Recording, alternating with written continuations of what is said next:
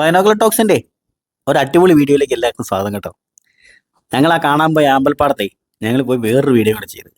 നിങ്ങൾ ആരെങ്കിലും ചെയ്തിട്ടുണ്ടെന്ന് പറയണം.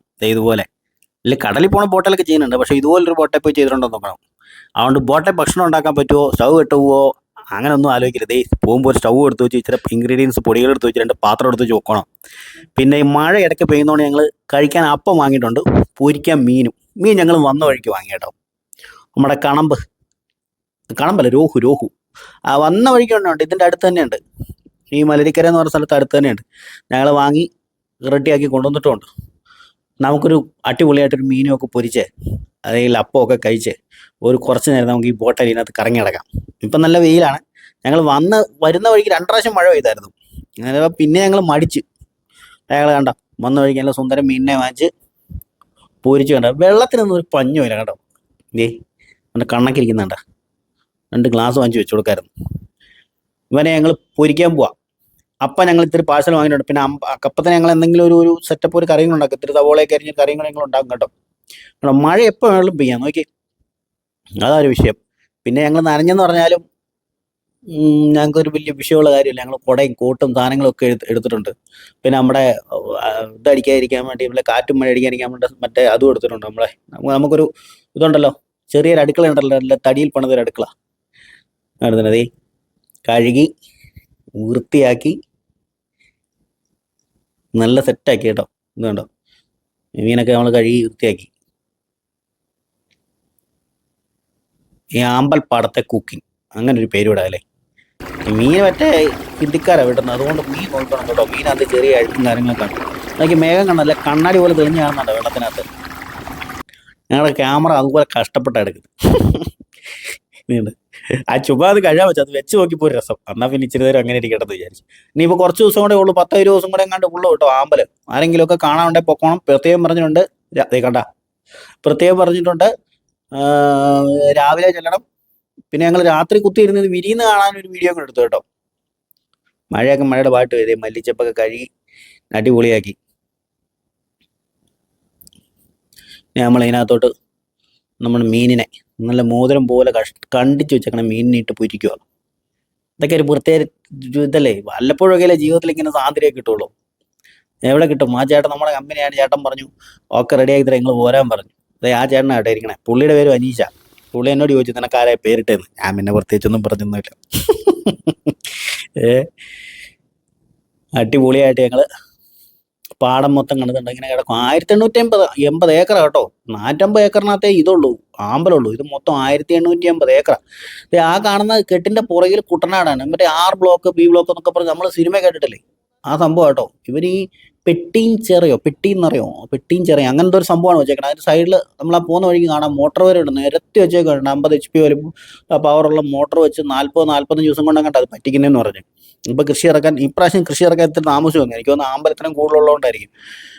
ആമ്പല് എല്ലാം മറ്റേ തല കുമ്പിട്ടിരിക്കുക. ഇനിയിപ്പോൾ രാത്രിയെ വിടരുള്ളൂ. അങ്ങനെ വലിയ തിരക്കൊന്നും ഇല്ലാത്തൊരു ദിവസം നോക്കി ഞങ്ങൾ ആ ചേട്ടനെ വിളിച്ച് അങ്ങനെ ഈ പരിപാടി സംഘടിപ്പിച്ച് ഞങ്ങളതേ ആമ്പൽപ്പാടത്തൊരു കുക്കിംഗ്. എല്ലാവരും ആമ്പൽപ്പാടം കാണാനായിട്ടല്ലേ പോയിട്ടുള്ളൂ. ആമ്പൽപ്പാടത്തിന് നട്ടുക്ക് വള്ളത്തിൽ ഞങ്ങളൊരു കുക്കിംഗ് വെച്ചു. മറക്കാൻ വയ്യാത്ത എക്സ്പീരിയൻസ് ആട്ടോ. നല്ല രസമാണ്.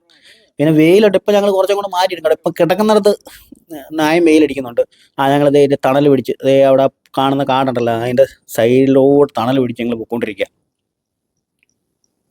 മീൻ മറക്കുന്നതിന് മുമ്പ് വായിക്കത്ത് വെള്ളം വരാൻ തുടങ്ങി. പിന്നെ അത്യാവശ്യം ഞങ്ങൾക്ക് വിശക്കുന്നുമുണ്ട്. അത് ഞങ്ങളിത് ഉണ്ടാക്കി കഴിക്കണമല്ലോ എന്നൊക്കെ ഓർത്ത് ഞങ്ങൾ മഴ ഞങ്ങൾ ഇച്ചിരി കൂടെ താമസിപ്പിച്ചേ. പിന്നെ മഴയാണെങ്കിലും നമ്മൾ ചെയ്യുമെന്ന് പറഞ്ഞായിരുന്നു കേട്ടോ. നനയായിരിക്കും നമ്മുടെ പെട്ടിയും കിടക്കൊക്കെ എടുത്തു വെച്ചിട്ടുണ്ടെന്ന് പറഞ്ഞാലോ.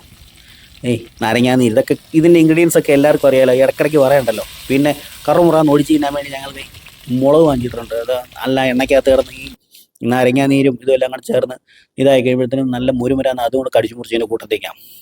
പിന്നെ എന്ന് നമ്മൾ പച്ച സലാഡല്ലേ കഴിക്കണേ, ഇങ്ങനെ സലാഡ് അങ്ങോട്ട് നിരത്തി വെച്ചേക്കുവാണെങ്കിൽ ഈ സലാഡിന് ഒരു മീനിൻ്റെ ടേസ്റ്റ് വരും. അതുകൂടെ അങ്ങോട്ട് പെറുക്കി ആഹാ, കഷ്ണം നല്ല മുരുമുരാന്ന് കേട്ടോ. ഇച്ചിരി കഷ്ടപ്പെട്ടു കേട്ടോ. ടേസ്റ്റ് നോക്കാം. ഞാൻ ഉണ്ടാക്കിയാലും അതിന് ഞാൻ ഉണ്ടാക്കിക്കൊണ്ട് പറയില്ല, അടിപൊളി ടേസ്റ്റാണ്. അച്ചേട്ടൻ പറയായിരുന്നു വളർത്തു മീനെ അവിടെ അങ്ങനെ ഇങ്ങനത്തെ മീനെന്ന് പറയുക ചെറിയ ഇതിനകത്ത് ഒരു കൊഞ്ചൊക്കെ ഉണ്ടെന്ന് പറഞ്ഞു. അങ്ങനെ അവർ കൂടുതൽ ഉപയോഗിക്കണം. ഇപ്പം നമ്മൾ വന്നപ്പോഴത്തേനും കൊഞ്ചൊക്കെ വിറ്റ് നാട്ടുകാർ അതിൻ്റെ പാട്ടിന് പോയി. നമുക്ക് സലാഡും നമ്മുടെ വെളുത്തുള്ളി ഒരു നല്ല മുരിഞ്ഞൊരു വെളുത്തുള്ളി കഷ്ണവും ഒരു കുഞ്ഞ് ഇഞ്ചി കഷ്ണവും ഒക്കെ വെച്ച്, ഇഞ്ചിയൊക്കെ ഞങ്ങൾ ഇട്ടിച്ച് ആവശ്യം ഇട്ടിട്ടുണ്ട് കേട്ടോ. അതുകൂടെ ഒന്ന് കഴിച്ചു നോക്കണം. അതൊന്ന് കഴിച്ചു നോക്കി. ഇത് മിക്കവാറും ഞാൻ ടേസ്റ്റ് നോക്കി കഴിഞ്ഞാൽ ഇവർക്ക് കാണാനും ഒഴിക്കാനും കാണാനും കഴിക്കാനും ഒന്നും കാണത്തില്ല. ബാക്കി ഒരു സെറ്റ് വിളമ്പി കേട്ടോ. ഇനി അടുത്ത സെറ്റ് ഇട്ട് നേരത്തെ ഇട്ടേച്ച് വേണം നമുക്ക് കഴിക്കാൻ. സമയമില്ല. അപ്പത്തിനകത്ത് ഞങ്ങൾ ഇതുപോലെ ചെറിയ മസാല ഉണ്ടാക്കി വെച്ചാൽ കേട്ടോ.